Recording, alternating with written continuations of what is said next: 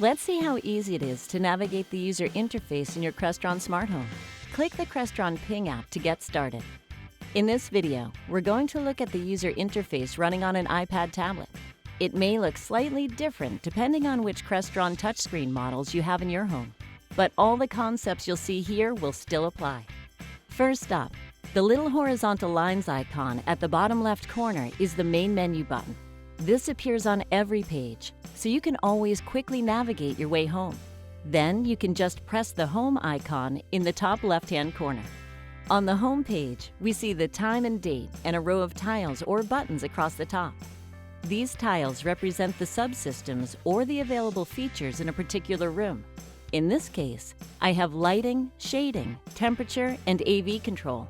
Again, what you see here will be dictated by the capabilities available in the particular room.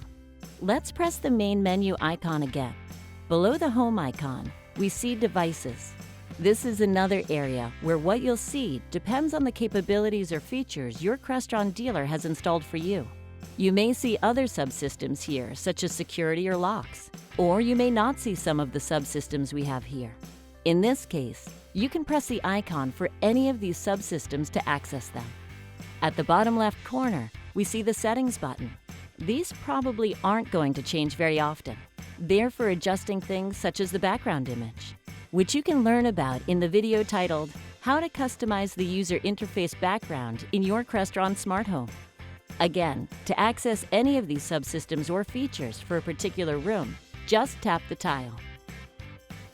Now that you know the basics of navigation, make sure to check out our other videos to learn how to control your Crestron smart home.